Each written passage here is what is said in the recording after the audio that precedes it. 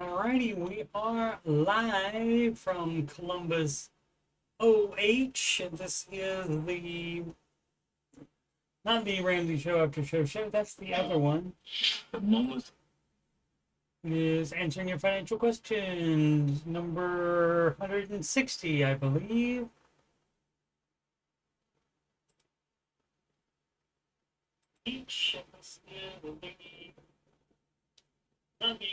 And we do have the audio working. Excellent.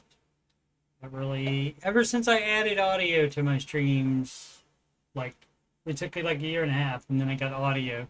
I'm kidding. Bad joke. I am Coach Steve Money. I'm a Ramsey Solutions certified financial coach, not a certified jokester or comedian, for sure. But my financial content on my channel is youtube.com/coachstevemoney is the channel. And you just scroll down past the Oak Island and Skinwalker Ranch playlist, and you'll see the Ramsey Show After Show. There are, 570 of those, and tonight is the 160th episode of Answering Your Financial Questions. The after show, of course, is a show that I do after the Ramsey Show airs on YouTube, which would start at 9 a.m. in the morning and end in Eastern Time, and end approximately 11:05 a.m. Eastern Time, and that's when I start the after show on days when I can do that, when work does not interfere with that. And generally, not always, but generally, if I am working during an after show, or during where an after show would be, right after the Ramsey show is over, i.e. in the morning. If I'm working in the morning, most times I'll be doing the evening stream, answering your financial questions, at 8 p.m. But of course, I've added subject to change in my upcoming streams list on the ticker down below. And they are subject to change because my schedule can change at any time due to the wonderful ability that my new job allows me to do, which is work more hours a lot of times. Lots of opportunity to do that. Okay. Oh, and also as far as financial content, there are 12 Ramsey adjacent songs in the music playlist, including How to Do the Baby Steps Right. A shout out to the Fray with How to Save a Life. And let's get into some questions. Should we sell his house? This is from Blind Guy McSqueezy. Alrighty then. And by default, I say if somebody's asking if they should sell the house or the freaking truck or car, then almost certainly they're at a spot where they need to be doing that. Most of the time. Not always, but mostly. Let's see. Let's read it. My wife and I are in our mid-20s and recently had our first child 2.5 years ago. We bought our first home and used money from my wife's stock portfolio for the down payment. And that's fine if it's a brokerage account. If it's the retirement account, should not have done that. Don't do it. It's bad. We put 20% down. 20% down is good to do. But again, you don't take that from retirement. So you see, kids, if you put money into retirement, it's supposed to be for retirement. And I got a great idea. Leave it there for retirement, not because you want to buy something or invest in something else. No, do not do that.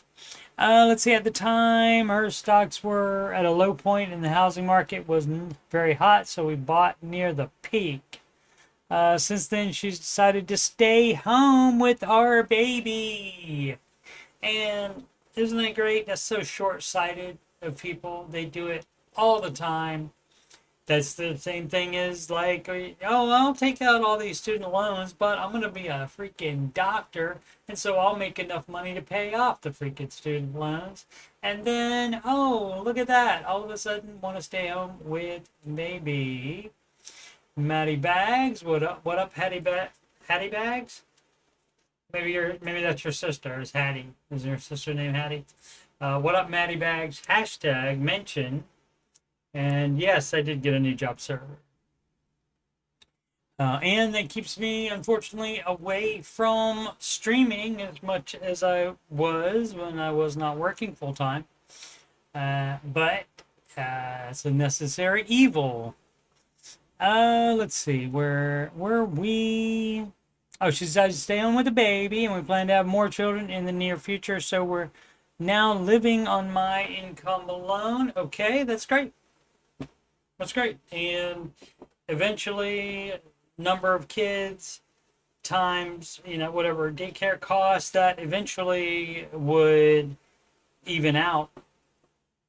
Hopefully you have a net positive with that if both spouses are working. But most times, I'll say most times even, it's probably not worth it for both spouses to work and put more than one child in daycare. Even one child sometimes. Depends on how much you make. Our mortgage currently averages about 40 to 50% of our take-home pay. And, I wonder if that's too much. Let's see. Let me recollect in my Dave Ramsey file cabinet in my brain. Let's see. How much does he recommend? Oh, that's right. No more than 25%. So guess what? At 40 to freaking 50 of the take-home pay, you are house poor. So that would be a no. So yes, sell it. Which has become tight. You think so? Self-employed, running a painting business, so my income is somewhat seasonal. Winters can be especially slow. Also, I'm a type 1 diabetic. Shout out to the Beatus. And worry my son may be susceptible to getting it as he gets older. I don't know how that works. I don't have type 1. I have type 2. And you just get that by, having too much sugar and carbs. Obviously, the supplies can be really expensive without health insurance. Okay, yeah, because like type 1, you've got to have insulin, I believe. I think you got to have insulin. I'm not sure. Fortunately, I don't. I just have to take a very cheap pill and not just, go crazy, not just have ice cream cakes every week. That kind of thing. Although those are yummy. Sugar. I'm considering taking on a full-time job that offers health insurance and steady income and doing my business on the side to help stabilize things. You certainly can do that, but it doesn't sound like it's going to take your mortgage down to 25%.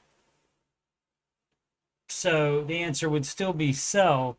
We've been thinking about selling the house and temporarily moving in with the parents. That's not going to be a thing that Mr. Ramsey would advise. Mr. Ramsey likes adults to live on their own, not with mommy and daddy, where we only pay about 25% of what our mortgage costs now. That would allow us to get back on more solid financial ground, but I'm struggling with the idea emotionally and financially. Oh, let's hear. You weren't struggling with buying too much house though, apparently. I mean, and maybe it wasn't until wife decided not to work anymore. Just stay home with baby. So, maybe it was closer to the 25%. But I feel like for me that it was still over 25%. And I also feel like for me, they got a freaking 30-year mortgage, and that also raises the stakes as well. So unless they have a 15%, it averages 40 to 50, that means it would have been probably 75% or so of their take-home pay if they got a 15. based on if they did get if they did actually get a 30, a 15 would take it up way more, the payment way more. Home ownership means a lot to me. Guess what? Tough crap. I don't care. Especially because I work on houses for a living. I don't care. And giving it up feels like a big step backward. You bought too much house, you have too much house. And so you see, even if you did that, which maybe you did that dumb crap before you heard of Dave Ramsey, and now you're following his plan and you weren't before, well, then you undo the dumb crap you did before you knew about Mr. Ramsey's advice. Now that you know about Mr. Ramsey's advice, now you undo all the dumb crap you did, and that would be to sell houses that are too expensive for you. So you're not house poor any longer. It doesn't matter how it feels to you. I don't give a crap. It will feel better when your finances are in a better place, is what I'm thinking. On top of that, I'm nervous we might lose money if we sell since the market has cooled off and realtor. Hey, guess what? It's much too late to think about that. You should have bought that when you bought too much house and were dumb. Stop being dumb. Stop worrying about things that don't matter. The amount that the housing market is down, that percentage doesn't compare to the percentage of dumbness you did by doing this crap in the first place. So that would be a little thing that we call stupid tax. You were stupid, so you get to lose money. And that's how that works. And then maybe you won't do it again because it will hurt. So it doesn't matter if you're nervous we might lose money if we sell. I don't give a crap about that. That's still the advice. The advice, see, it doesn't say, oh, but don't do Ramsey advice if you're nervous about something. Don't do it. That's not the advice. The advice is do it. And you're dumb if you don't do it. Just like you were dumb when you got into this mess that is causing you to be on the Dave Ramsey subreddit right now. And realtor fees would eat into whatever equity we have. Yes, that is going to happen because you were a dumbass. Yes. We might just break even or worse. Breaking even would be, I would settle for that. I will settle for that because that is still better than you being in debt for that much house and having to pay that much mortgage. So my question is, do you think it's wise to sell and move in with the family? No, to rent. You rent until you get yourself together, or you buy a house that you can afford. If you get any equity out or have any other savings, or she has another stock portfolio or more stocks that aren't in a retirement account.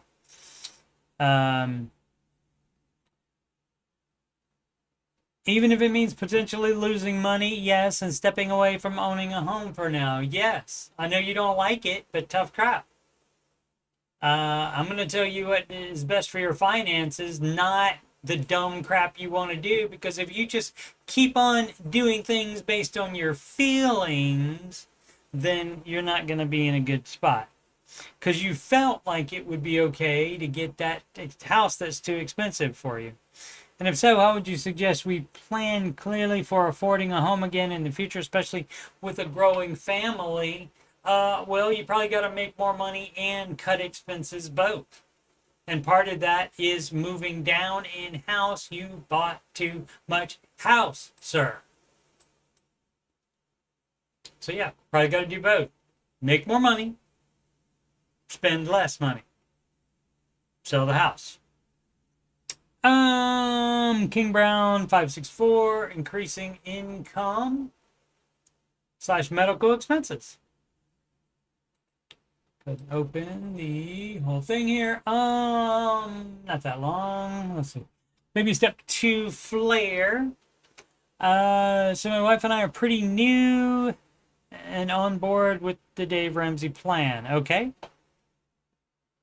So they're new, but they are on board. Great. Both of those things are good to be. new to them. That means you have searched them out, and that means you are familiar with at least some of the advice. Hopefully that just the no debt thing is what you really took away from anything you read about or any shows you saw or whatever, and you're on board with it. So fabulous. Through years of stupid decisions, we are $20,000 in credit card debt. After looking at our number of payments earlier this summer and realizing just how much it's holding us back from doing things we want, we got sick looking at it, and we are ready to tackle it and get our finances back on track. Great. We even mapped out a plan, and we think we can eliminate all of our credit card debt by next September. Meaning a year from now, or in a month and a week from now. Probably a year and a week, I'm guessing. I am a school teacher, and I serve on the weekends, some evenings. I guess a waitress, I guess, or waiter. Before now, I've only served when I needed, but now that we have a plan of attack, we're excited and willing to put in all the hours needed to get this taken care of. Great. Fast forward to today, and my wife needs some dental work done because she's just now getting wisdom teeth, and it's putting her in so much pain that she can't even move through it. Okay, yeah, I would say that's probably an emergency. So there would go your emergency fund. And if you have insurance, of course. Let's see, currently I have Medicaid, which doesn't cover it. Oh, that's not very good. And although it will set our plan back a bit, the payment plans will be manageable, and we can tackle those quickly after our credit cards. However, this leads us to a current issue. Let's see.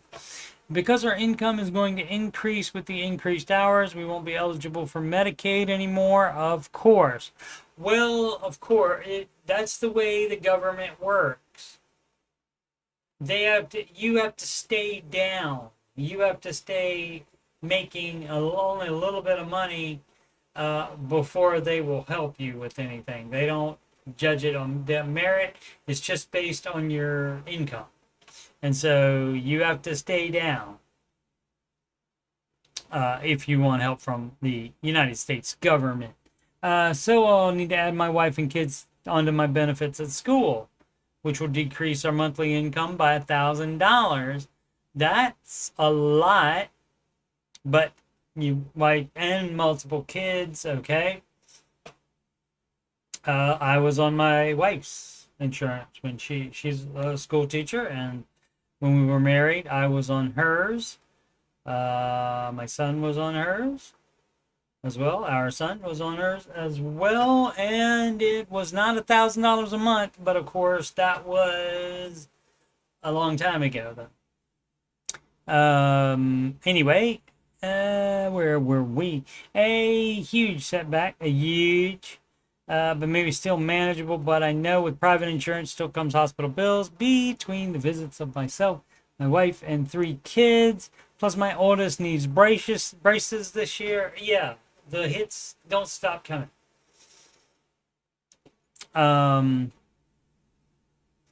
It feels like all of the extra income I'll be making will go into medical expenses, leaving nothing left for us to tackle debt with. I wanted to ask if anyone else has had similar issues, any advice for how to handle this situation. Okay, so here's what you got to think about. Okay, here's what your normal person would do. You're not normal anymore because you believe in the Ramsey advice, supposedly. And so, here's what the normal person would do.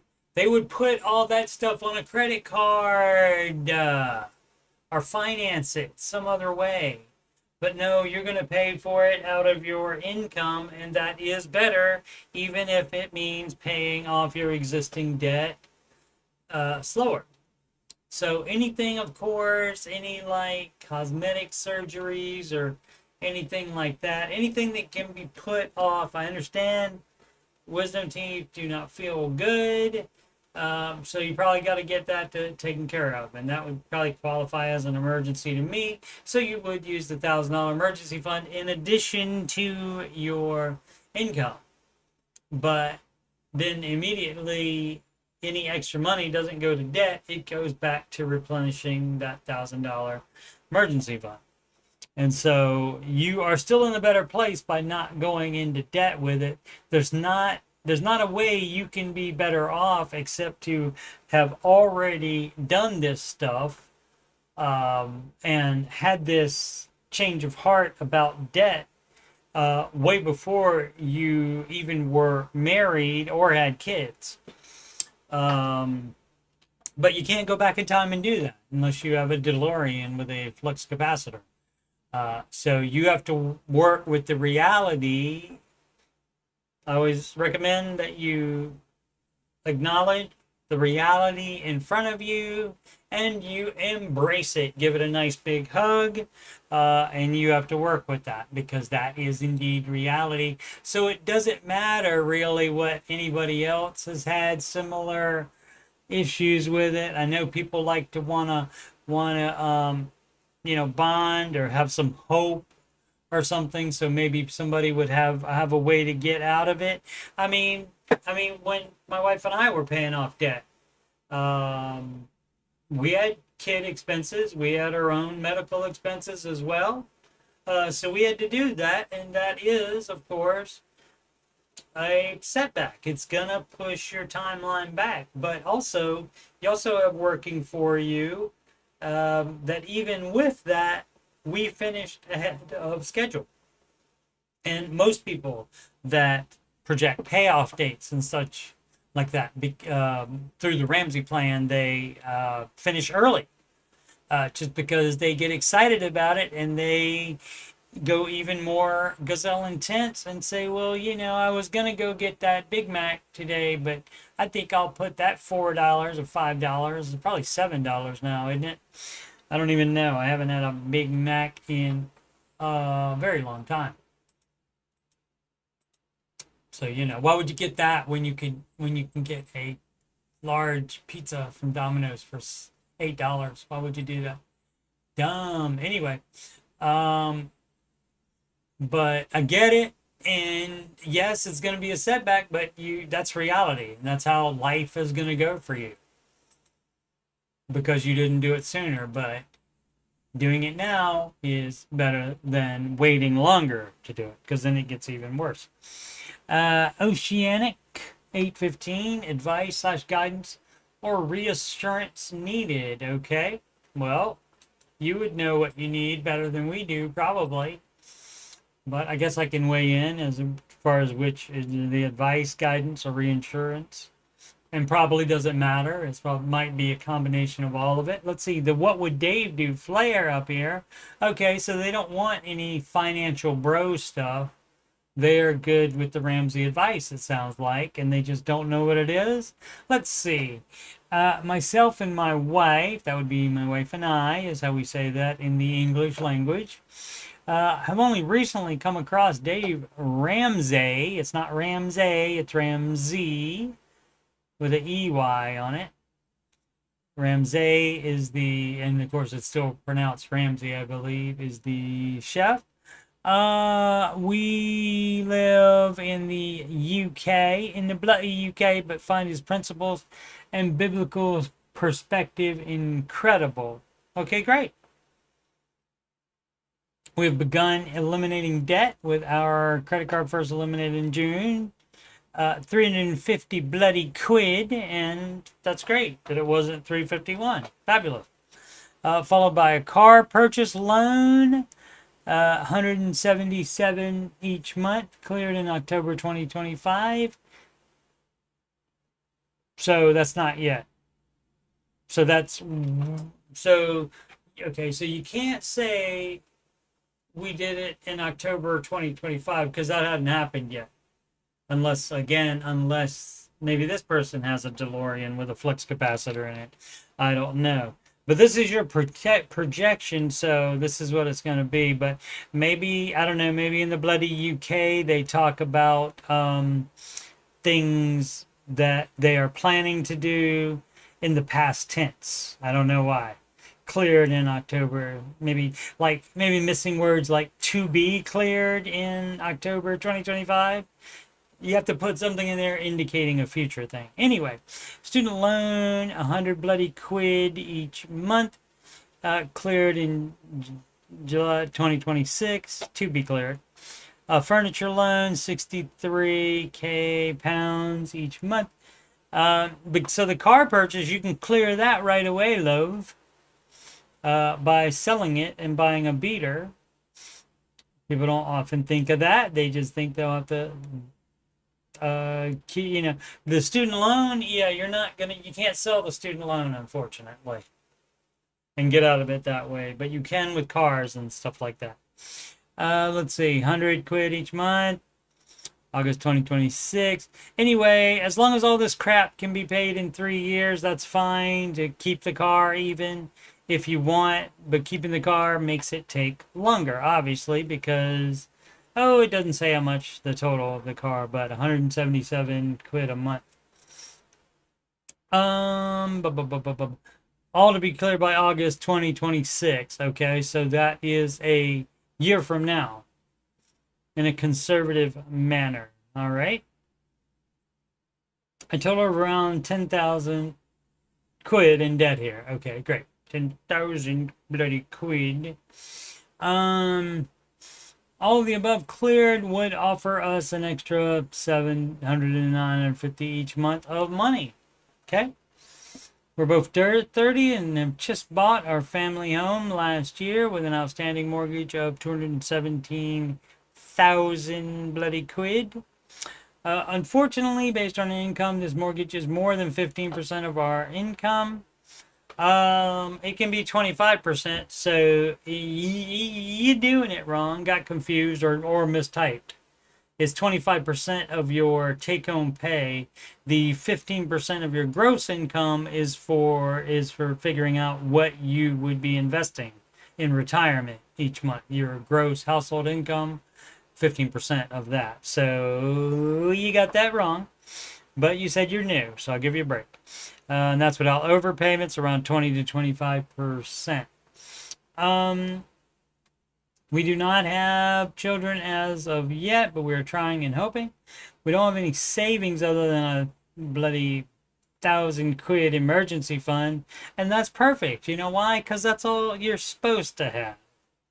I have around 1,800 in stocks that I started a few years ago. That all goes bye-bye, my friend.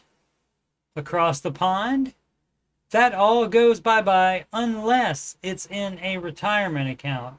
If it's just in a brokerage account, meaning no government tax advantages for it, meaning you can cash it out without any penalties, then you would apply that to your debt. I also pay a pitiful $25 a month in Vanguard stocks via trading 121, which to be fair is averaging 9%. That crap would stop too, and you would liquidate that as well. So yeah, so you see, my friends, let me explain to you, I don't know how it works over here on this side of the pond, but don't feel bad because the freaking Americans don't understand it either. They're dumb. They don't understand it either. So investing, you see where it's step 4 here? Oh, look, you have to do step 1. Well, you got that. You got your 1,000 quid. That's British pounds, love, in case you guys didn't know that. The Americans watching me. And let's see, you're on baby step 2, right? Now, step 4 is way down here. How did you get down here? That's not how it works. Okay? And I'll give you, you're new again, I'll give you some grace here. And it, to be fair, it doesn't say steps 1, 2, and 3 like it does on my ticker, and that's why I put it on my ticker. Steps 1, 2, and 3, one at a time in that order, without even thinking about higher steps. So that's a no, no, and a no. You do not start saving extra other than this $1,000. You save that, yes. You do not pay extra on debt while you're saving the $1,000. You wait till you save the $1,000 and then you go check on baby step 1, and only then do you move to baby step 2, and then you put check on that, and then you move to baby step 3. So, oh my goodness, that means you have to have your full emergency fund before you invest one penny. So you did it wrong, and so now here's where we undo it, because we decided that Papa Dave is smarter than we are, right? So you're doing it wrong. So undo all your dumb crap, and you'll be out of debt even faster. Let's see what else they got that I can ruin their day about. Also, we did this already. We're paying 125 quid each month extra on our mortgage, and that's a no too. You do not do that. Let's take a look at the baby steps again. Step 6 would be pay off your home early. That's when you would start paying extra. And remember when I said in steps 1, 2, and 3, no even thinking about higher steps? These are one at a time. So you don't even think about step 3 while you're doing step 2, much less step 6. So you're doing it wrong. And I understand how you could miss that and not know that. So I get it. Hopefully somebody in the comments told them. Or they watched this. That would be fabulous. Where are we? The mortgage, joint income. We both work at the National Health Service, I believe is what that's called. Okay, we earn and are in the pension scheme, which is quite good. Job security is very high. Okay, so if you have the pension, probably you're, especially over there, you probably don't have a different retirement account. So all of your investing, again, we're liquidating that and paying off dumbass debt with it is what we're doing. I expect to receive a raise. Okay, that doesn't matter. None of that matters. None of that matters. It doesn't matter, really. It doesn't. The second you get it is when it matters. Beforehand, it doesn't. You act like it's not going to happen. Because it's not 100% guaranteed. At this point, estimated 2026, we would have one car loan left besides a mortgage. I thought you only had one car. You said followed by a car purchase loan. Is there a second car? You probably should sell both of them then. So yeah, I definitely should talk to this person. Maybe I'll send them a message. Where were we? Where did I missed the raise? That doesn't matter. That doesn't exist yet, so it doesn't matter. You work with the money you're making now. The issue with the car is we cannot hand it back or buy it until a certain period around 2027. Oh, that sucks. So we will be stuck unless we buy it outright, and we don't have that money. Well, if buying it outright is going to only be a same amount, and you moving it to a different loan, and then you can, like, if it's a lease, if you can buy it outright by getting a loan for it, and you won't be doubling up on the loan, you'll just be trading one loan for the same amount, for the exact same amount, or maybe lower, because it would be, lower than it's actually worth. It would be best case scenario. But so you could do that, because then that gives you the ownership of it. And, actually, if you borrow money from a bank to do that, then it actually belongs to the bank. But by selling it, you pay off the bank. But you don't have the opportunity to sell it now because you can't do that, I believe, if that's a lease. Or if they're talking about something else that's like that. Or with their particular loan, they can't do that. So that's how you would have to do that. You would have to make it not with the loan with the current lender. You'd have to take the loan away from the current lender and put it in somebody else's hands, and you do that by borrowing it elsewhere and paying it to your current lender. Anyway, it would be classified as the main family car. Okay, I don't care about any of that crap. Your little my car is a basic horse hatchback. Okay, we're getting a little too cute here. I don't care about any of this stuff. It doesn't matter. All this stuff doesn't matter. So would need to accommodate future family, 2 to 3 children. Yeah, okay, so you do not buy a car or keep a car for children that you do not have yet. You are nutty. People are nutty. And so I get it. You appreciate the Ramsey advice, yeah, but you're hanging on to dumb normal people stuff, and we're not normal people. So you gotta ramp up the weirdness here. It's a contract car, okay, and that's maybe that's what they call leases. I don't know. Sounds like it.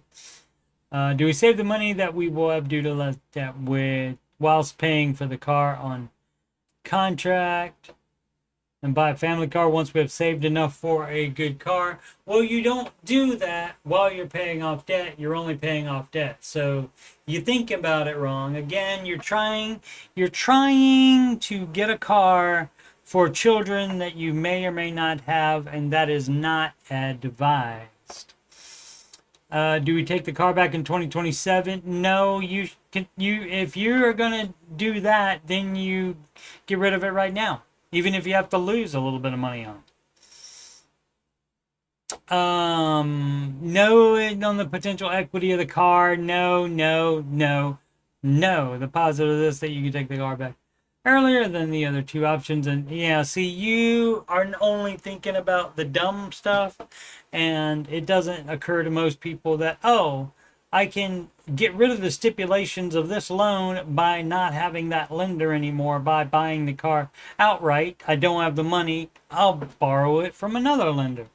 Let's see, if we did the above, regardless, we would use all of our excess money or begin increasing certain savings account you don't do savings, no, as we would continue to have no real savings, and you don't until you get all that debt paid off.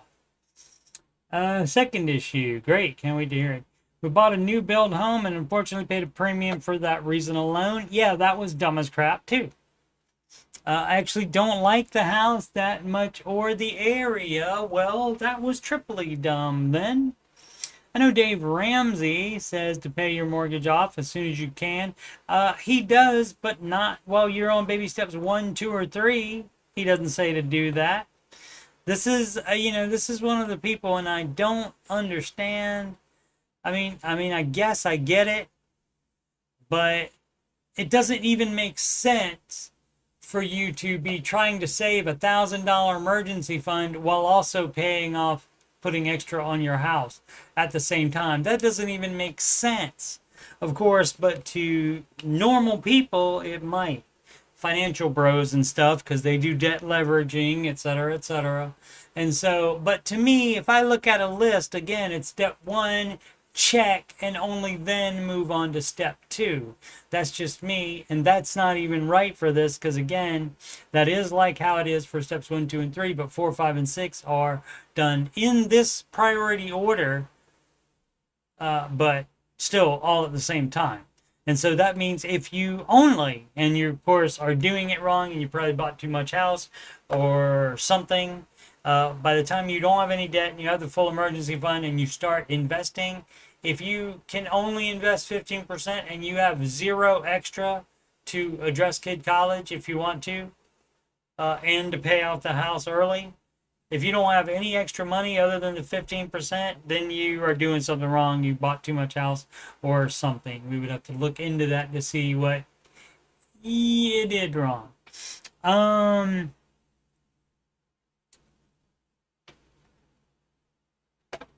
We have a 5-year fixed mortgage and the new build development is due to be completed. What is the new build development?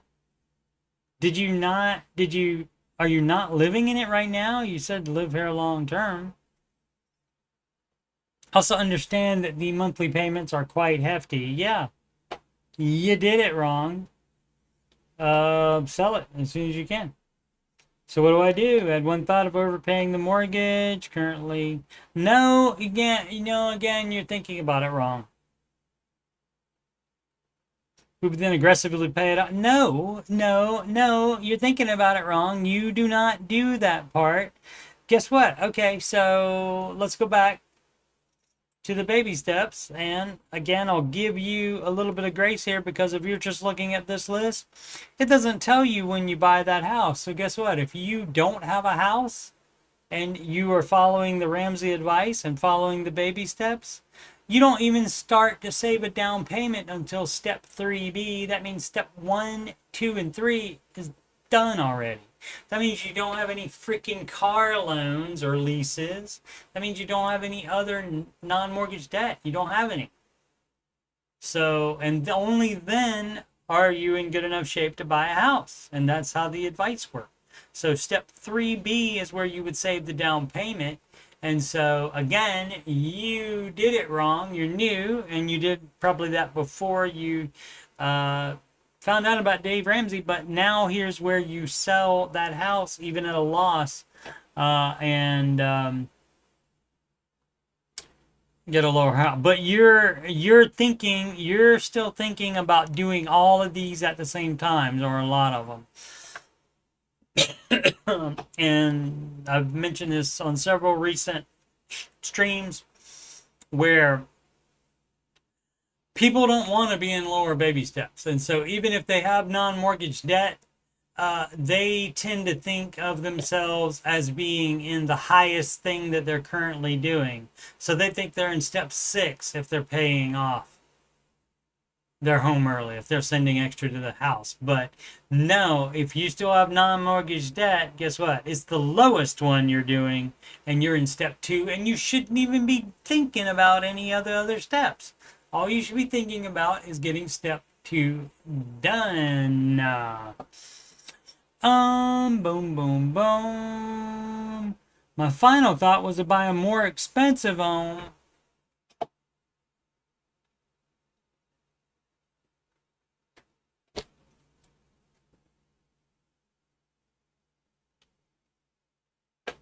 I've only recently came across Dave Ramsey. We live in the, and find his principles and biblical perspective incredible. Well, lose your dumbass kind then. My goodness. Or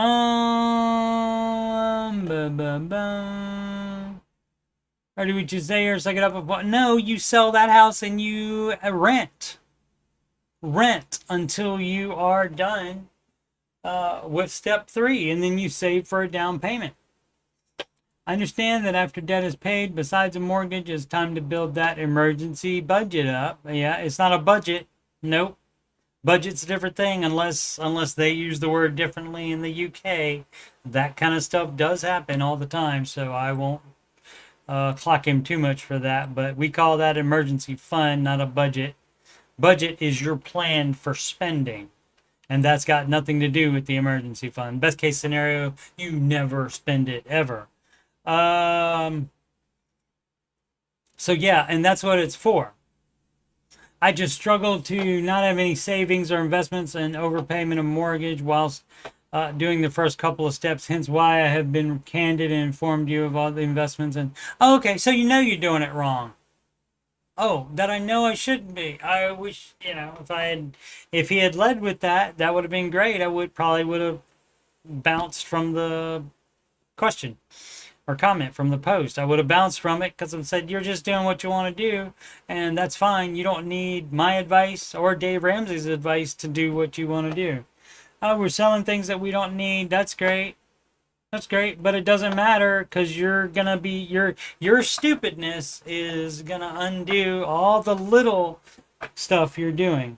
I will say I've lost 50 pounds. Okay, none of that matters either. It's great when he compares his weight loss to debt.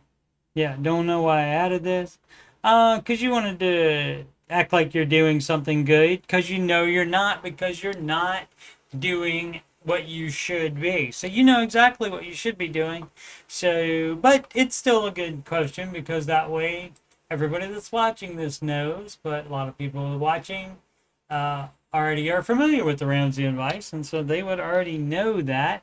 So let's see, advice, guidance, or reassurance. Not reassurance, because you're dumb. You're doing dumb stuff just like you were before you found out about Dave Ramsey. And the idea is that you find out about Dave Ramsey and find out about his advice, and you dig into it more so you fully understand it, which you do, but you're still doing it wrong. So the advice, of course, as always, is the same blanket advice that I give to everybody. Follow Dave Ramsey's advice. Alrighty, fun times. Dunkley, all right. Like D, Uncle E, I don't know. I'm having a hard time making a big career decision. I don't know about careers. Let's just see.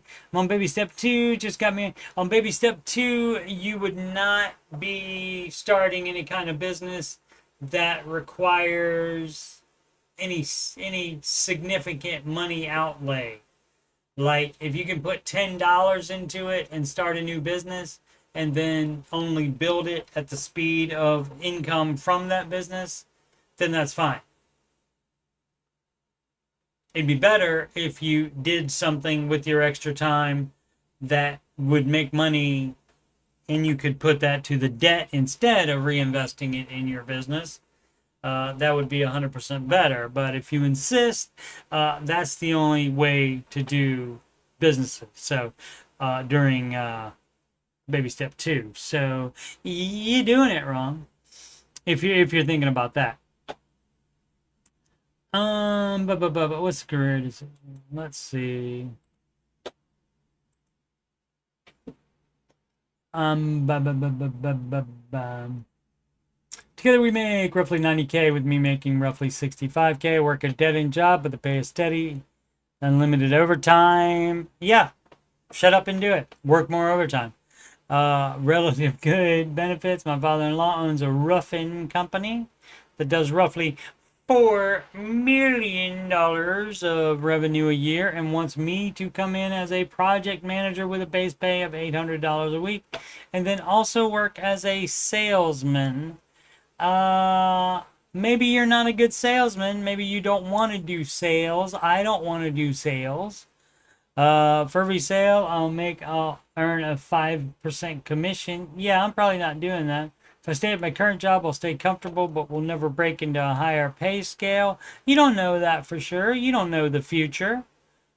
You don't know. You say it's a dead-end job. You don't know what it could lead to. If I make that jump, I'll take a sizable pay cut, but potentially make more in the future. Yeah, and if you don't make more in the future, if you're not a good salesman, then that's less money overall. So that's a no from this dog, okay?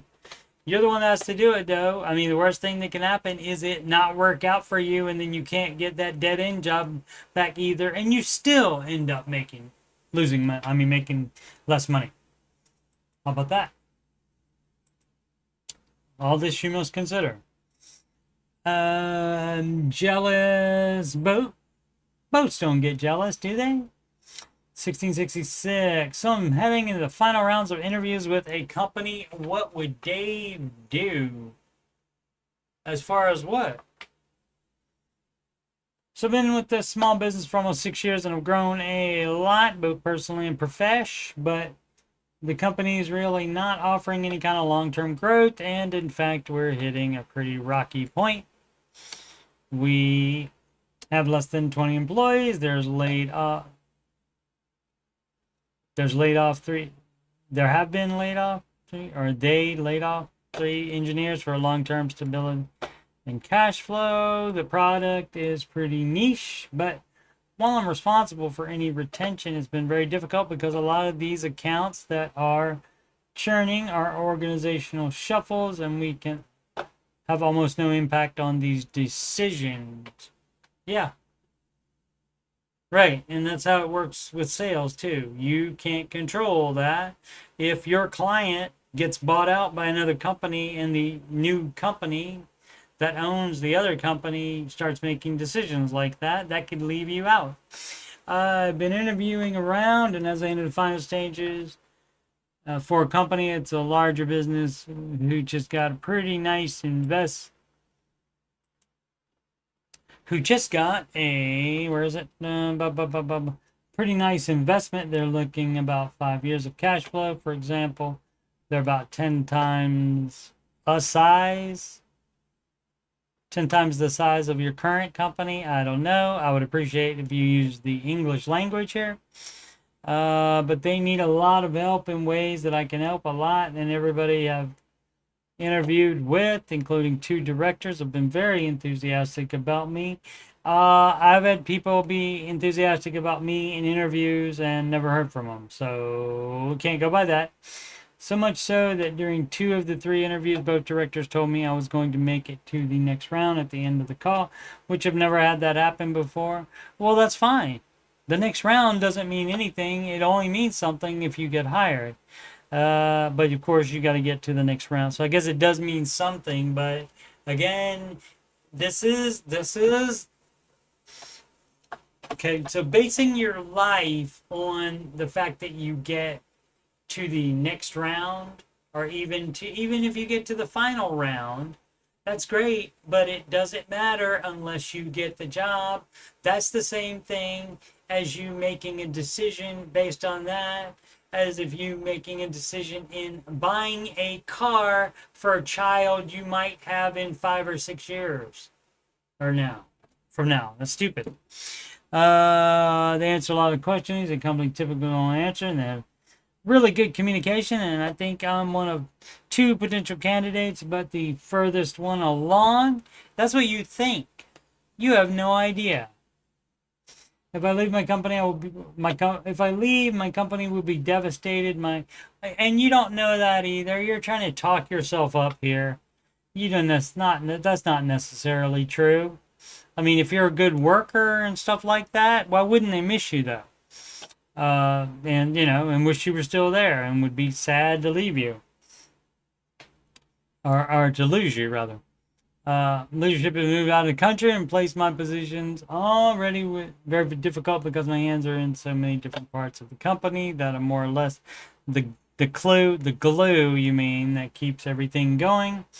When I was brought on board, there was no documentation, no processes, nothing in place. I had to create everything from scratch, learn everything the hard way, trial and error, and develop everything.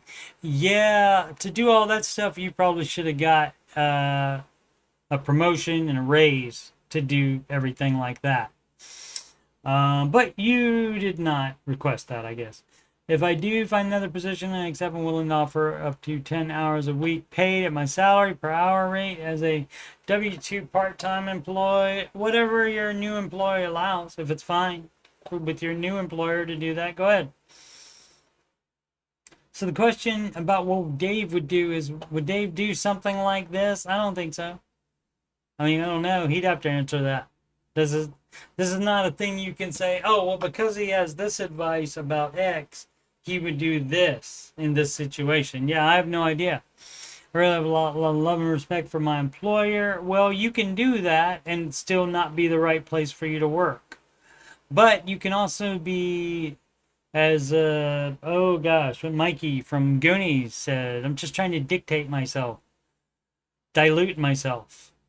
And he meant delude himself, because he didn't know the words.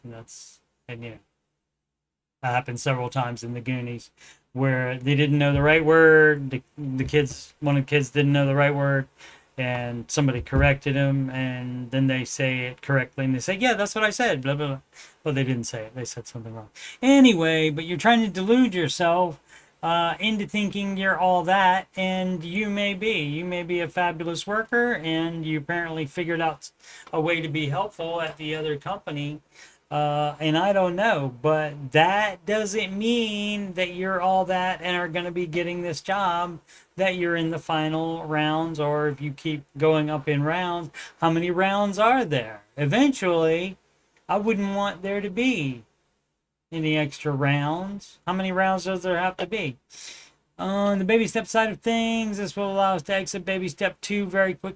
No, you see, you don't even think about that. That's dumb, because you might not ever get that job. I mean, give it give it 2 seconds of thought. Like say, oh, okay, well, this is X amount more money so we can get out, of debt, blah, blah, blah. But that's no reason to put that information here because I don't care. It doesn't affect your situation. Because you might not get the job. It only matters if you get the job. Pretty much get everything paid off of the house in probably 6 months, and that's not even being super aggressive. So I'm really pumped about it, and I hope I get it. I don't know what to tell you, my friend. Except good luck, I guess. 7 days ago, maybe has a job already. Maybe got let down easy, or not so easy since then. But yeah, I don't know what Dave would do. I don't think he would. He doesn't have much. He seems to be a guy that doesn't have much time for baloney. So whenever there's baloney and around, he would like not sit still for it. Obviously, in his position, he's not working for anybody else anyway. So he would not ever really be in your position ever again. So I don't know on that one.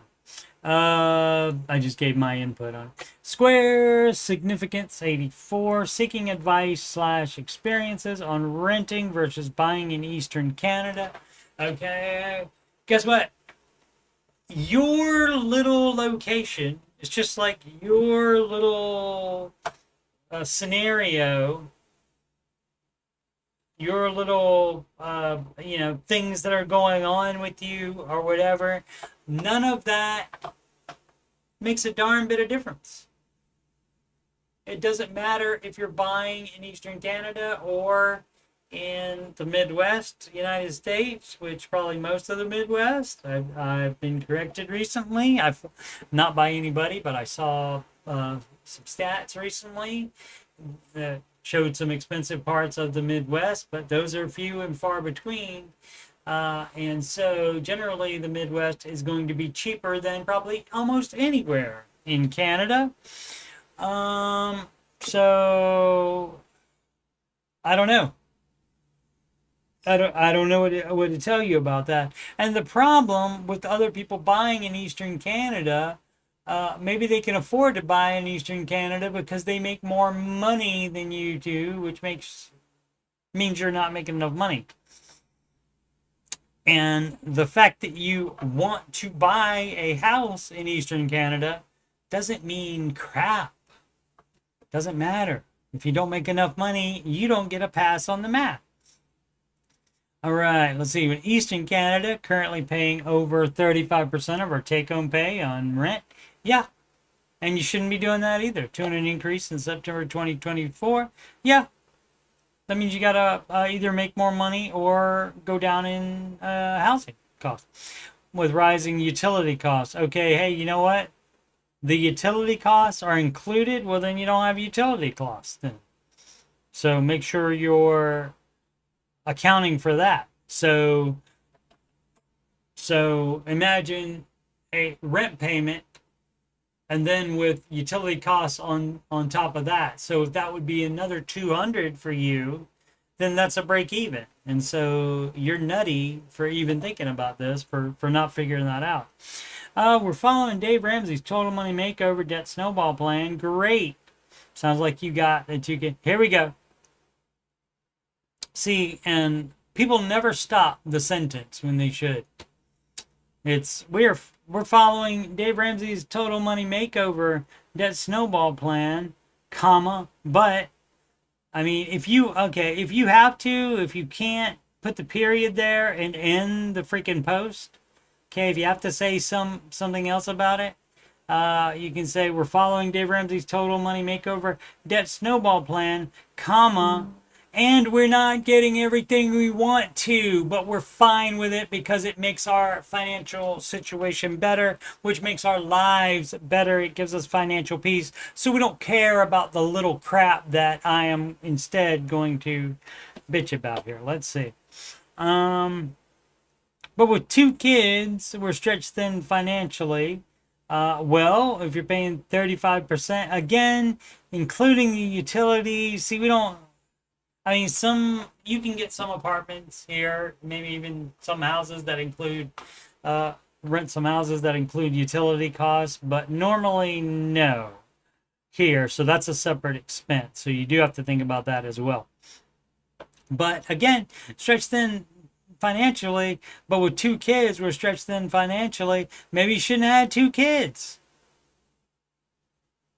If you cannot afford to have kids, if the kids are able to be brought into it, to be blamed for you having to spend money and stretching you thin financially, then I can bring it up as a you shouldn't have had kids then.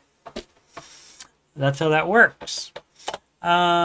We're exploring a move within our province to an area with a more affordable housing, 95K to 140K range, where we can, excuse me, sleepy, worky, etc., you know the deal.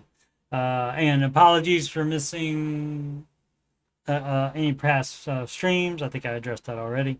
But yeah, I do love doing the streams, and I wish I could do them just about every day like I used to, but can't do it.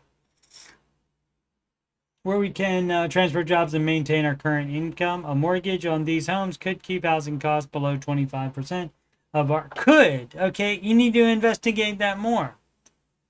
Per Ramsey guideline. However, finding a rental in this area is challenging. Wah. That does not give you an excuse or justification to do something that's dumb. Should we prioritize saving for a down payment to buy a house or continue focusing on the debt snowball? So, you see, Captain, maybe, you might want to do a little thing called glance at the baby steps. And again, as I pointed out for the other person, and could you imagine that? This doesn't just apply to that person's little situation. It also applies to yours in Canada. Sorry. You're on step 2. Guess what? That means no house buying. You don't even get to start saving for the down payment until step 3B. So that means, guess what? Step 2 has to be done before you buy a house. Step 3, full emergency fund, has to be done before you buy a house, before you even start saving 1 cent towards the down payment. So you're doing it wrong. You're thinking about it wrong. And I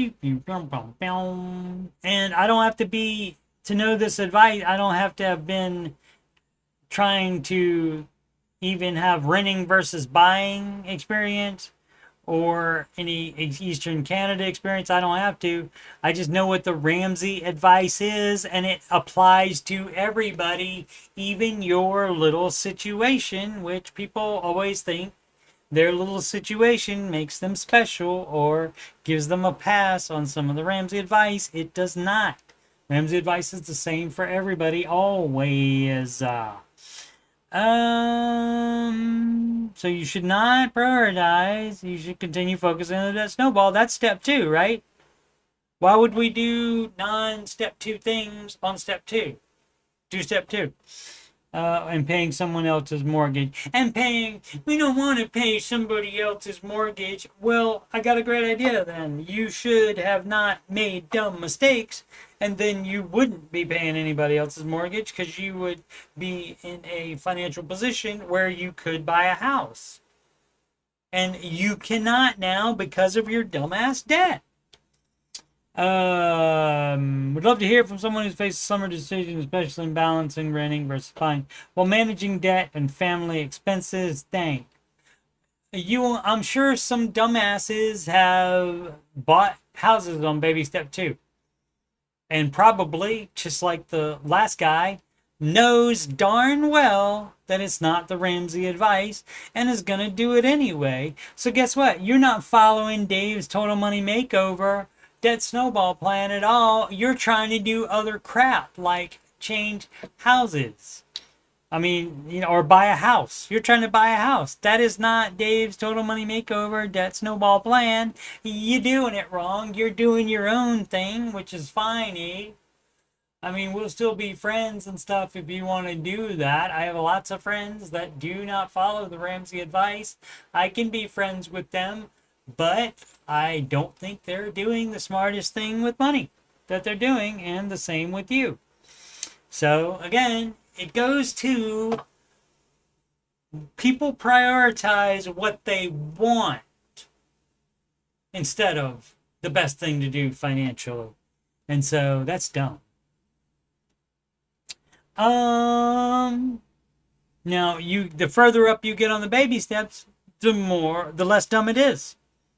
I mean, I might still think, I would probably think anybody buying a $50,000 car cash or more money, even if they could afford it, even if they were a millionaire, I wouldn't approve of that because I don't care about cars. So anyway, interesting space 25. Is it acceptable for my adult kid to live at home? That does not mean at home. Guess what? Your adult kid is an adult. Guess what? And if your adult kid rented an apartment, guess what? That would be the adult kid's home. So living at home, no, you mean living with mommy and daddy. So you don't call it home just because you lived there a long time, and you shouldn't be living there anymore because you're an adult now. You can go however you want on that, but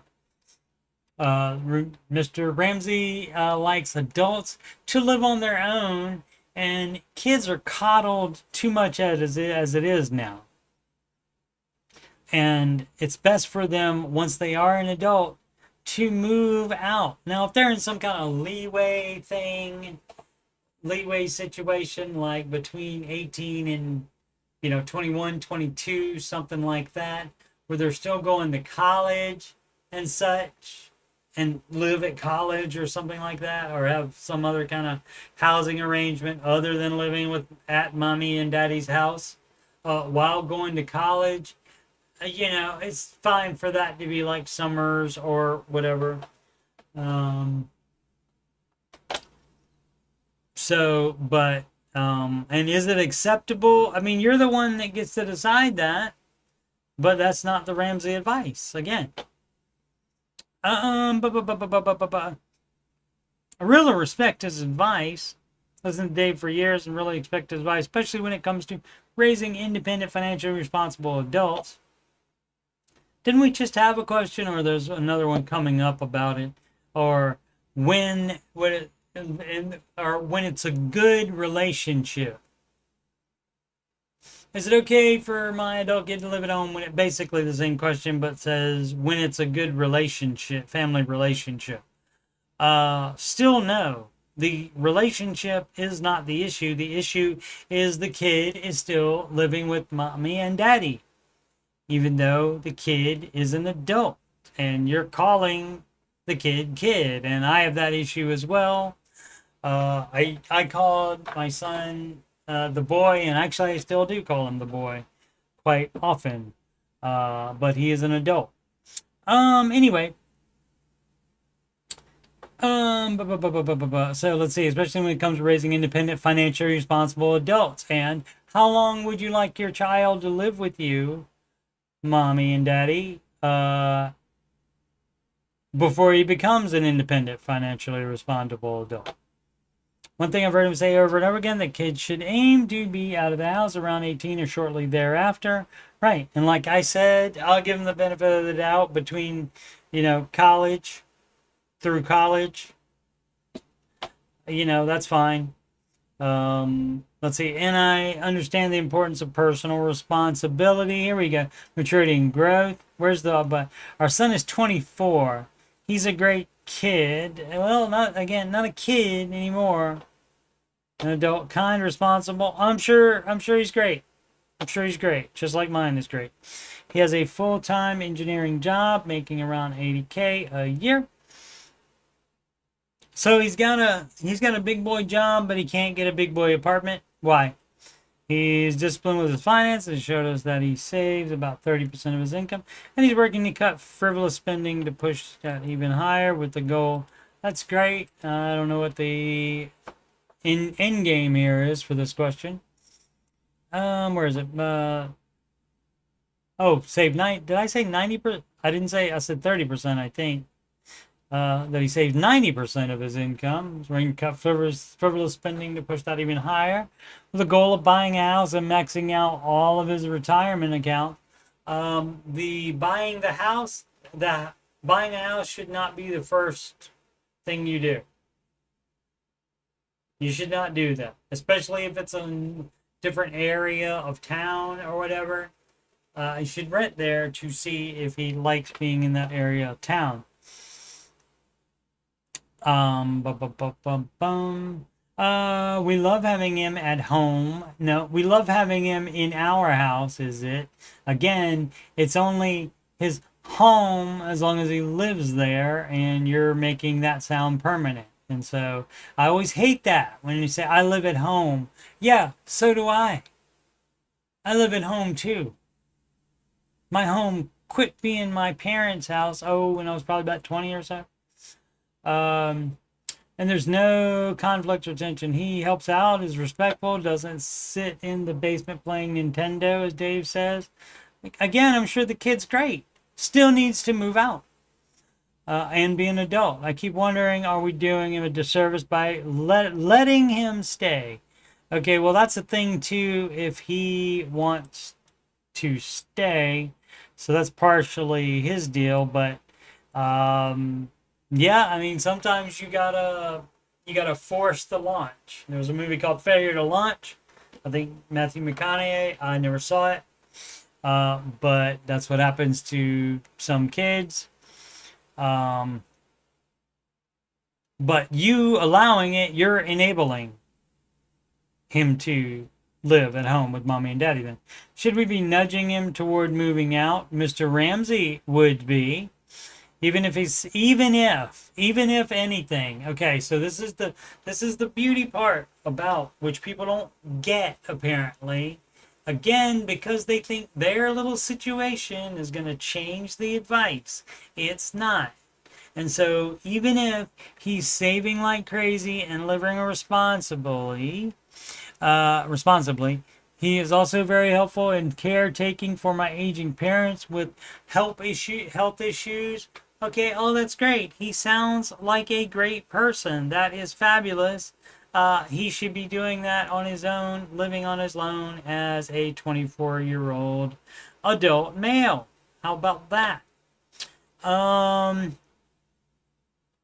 yeah, I mean, this even if dumbass crap is like, well, we know, or we know, should we be telling him not to be in debt anymore, even if he has a good reason for going into debt? Yeah, see, that doesn't, even if doesn't change it. You still, if you're on step 2, you still pay off all of your non-mortgage debt. So it doesn't matter. Even if does not change the Ramsey advice. But people always think their little situation, their little even if changes it. Let's go a little bit more. I know. Oh my goodness, almost 15 minutes over. Well, that's all right. I missed some streams. Oh, and let's answer one more. Everything I felt anxious because of debt, but the silly thing helped me regain control. It doesn't say promoted here, so I guess it's not an ad, but that kind of sounds like an ad to me. Let's see what it is. To be honest, and you know what you can do? You can just be honest. You don't have to say to be honest. Because not only does it upset me when people say to be honest, but that also makes me think, why would they have to say they're to be honest? Why wouldn't they just be honest? Maybe they're not being honest. Let's see, I used to get really anxious about debt, like, the kind where you don't open bills or check your bank app because it's just too much. Okay, well, that's putting your head in the sand, and that is illogical, Captain. The debt is still there. I sat down with a cup of tea, okay, and you can also stand up with a Diet Coke. Doesn't matter. You don't have to sit down or have a cup of beverage at all. And made a simple debt breakdown on paper because I was tired of feeling powerless. Great. You can also do an every dollar budget. You can use Google Sheets like I do, or the Microsoft Excel, which is very popular, but costs money.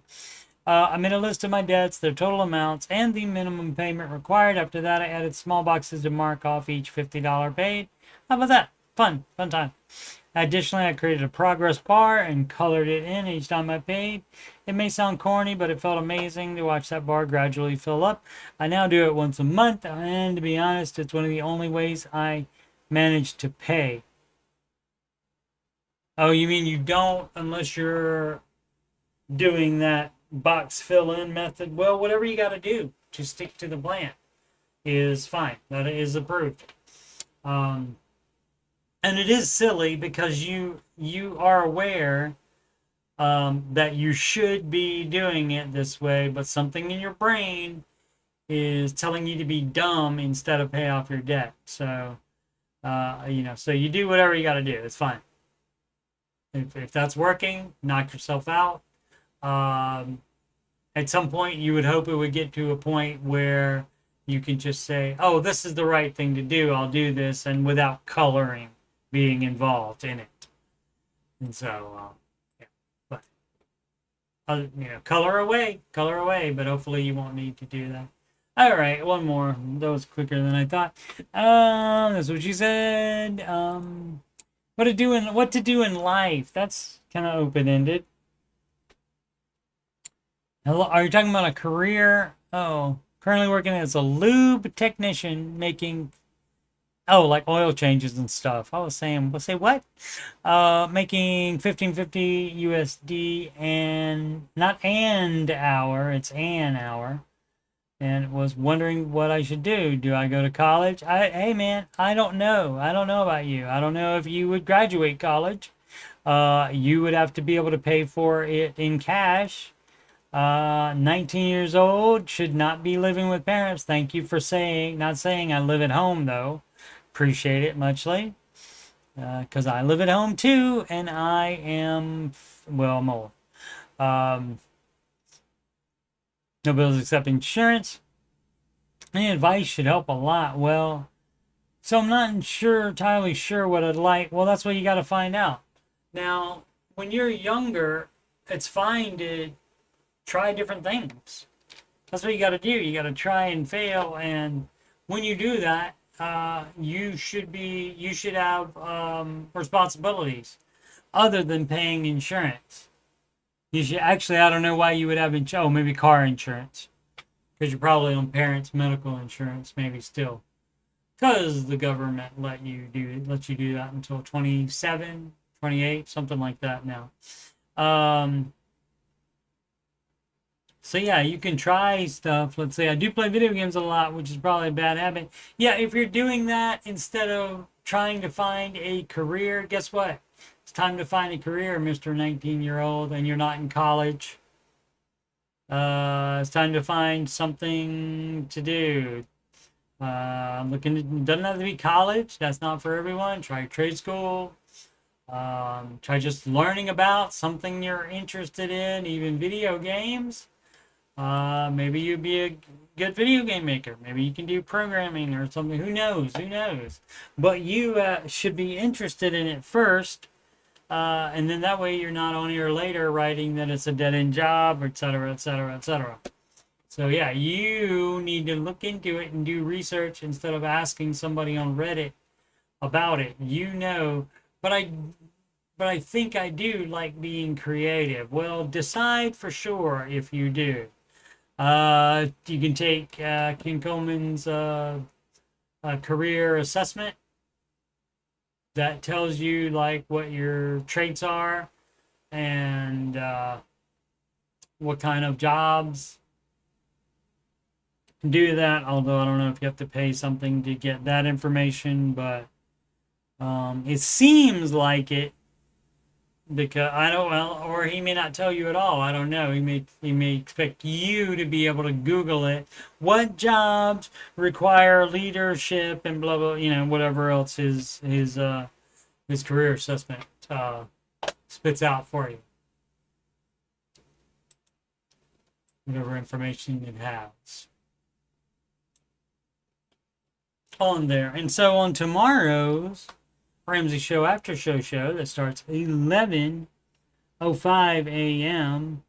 about 12. That'd be 14 hours from now. Yeah, a little less than 14 hours from now.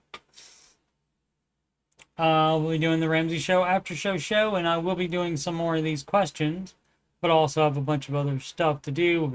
I do market report. I have a bunch of Steve-related things to share. Since I haven't done an after show lately, I've had nowhere to talk about myself, which is one of my favorite things, of course, and just talking in general, which is why YouTube is great. Let's see. We'll just go quickly over a couple of questions that will be coming up that I'll be talking about in more depth tomorrow on the after show. Again, 11:05 a.m. and that would be Wednesday morning, and that would be July 30th. Future financial advice needed. What? Well, you follow the Ramsey advice, but you don't make financial decisions now that would you don't make decisions like what college your child to go to. You don't even have a child yet, so you would wait for that. So maybe you're jumping the gun, and probably jumping the gun, right, since it's for future. But maybe and everything that you're saying here, you probably have projections for as to what amount it will be, like the investing, and so maybe it's based on that. So we'll get into that and find out exactly what's behind all that.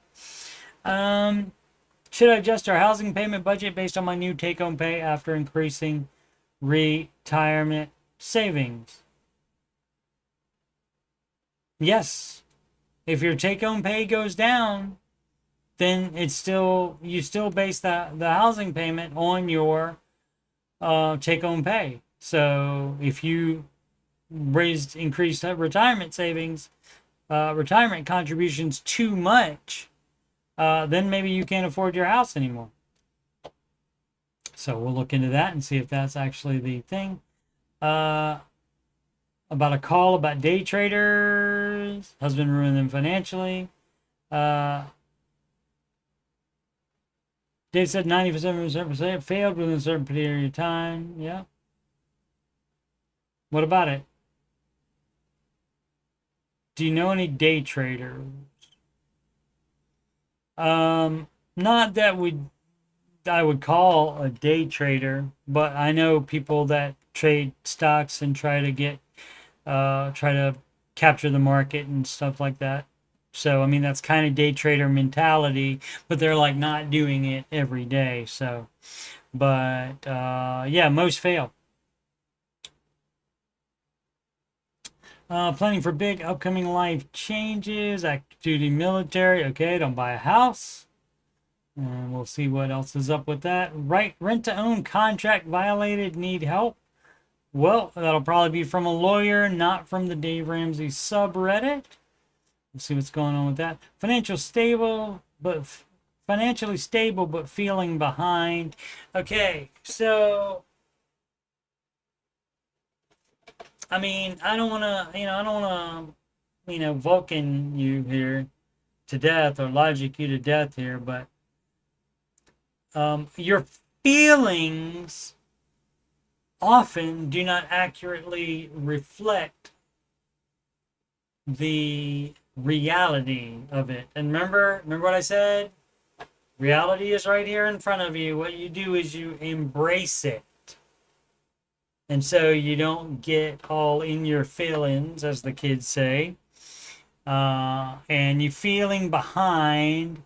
Why are you feeling behind? Does your friend or family member make more money than you do or have more in savings right now. You don't know their complete picture, so you can't compare yourself. So don't compare yourself to that. But again, feelings should not dictate financial decisions. How to calculate 15% of household income? Okay, so it's your gross household income, and so you would take the amount. It's a finite amount, right? It's very easy to figure out. So let's make it $100,000 gross household income, right? $100,000. So you put into the calculator, you will put $100,000 into the calculator there, and you go times 0.15, and that's it. So we'll see what, it doesn't seem difficult to me. We'll see what this person's problem is. Charge off account asking for payment. And that might sometimes, that can happen. Because they get sold to debt collectors. And they want to make money off of you, which is why they bought that debt. Also, some companies have their own in-house collectors, which even though it's charged off and they took the write-off for it, they still want to get as much money as they can back for it.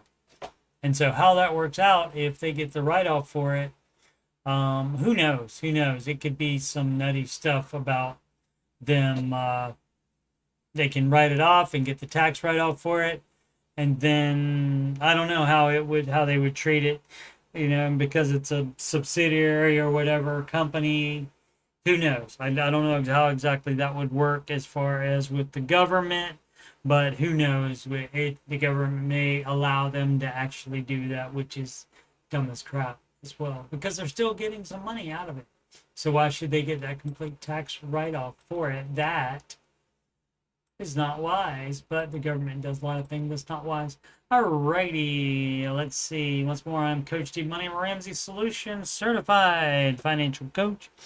And yes, you can schedule a free financial coaching consultation / assessment with me by emailing me, coachstevemoney@gmail.com. Too many changes. People that have been looking for my streams probably that were supposed to happen but didn't can attest that my work schedule changes too much to keep updating a website with the availability. So just email me and we will work it out. And you can do that at, again, coachstevemoney@gmail.com. Schedule changes too much to use a website like I used to do. So I no longer do. So you have to email me. Again, that email is coachstevemoney@gmail.com, and you can email me about anything on my channel, anything about financial coaching, anything about financial stuff at all, or anything else on your mind. Donations can go to paypal.me/coachstevemoney. Alternatively to CashApp, $CoachSteveMoney. It wasn't taken. Walmart gift card to coachstevemoney@gmail.com. That same email advice. So upcoming streams, and I added the in parentheses subject to change because every single one of them absolutely is, except tomorrow's. Tomorrow's will definitely happen. Tomorrow's Ramsey Show After Show 11:05 a.m. Eastern, Thursday, July 30th. That's tomorrow's. 100% happen. I promise. Monday, August 4th, and Thursday, August 7th. Those are the next 3 after shows. And because I can only do 3 of those, like in the next week and a half, I'll be doing the Answering Your Financial Questions streams, 8 p.m. Eastern Time. And that will be Sunday, August 3rd, Tuesday, August 5th, Wednesday, August 6th, and Friday, August 8th. So that's 4 of those. Alrighty. Thanks so much for watching. Please subscribe, like, and comment. And as always, make smart financial decisions every day.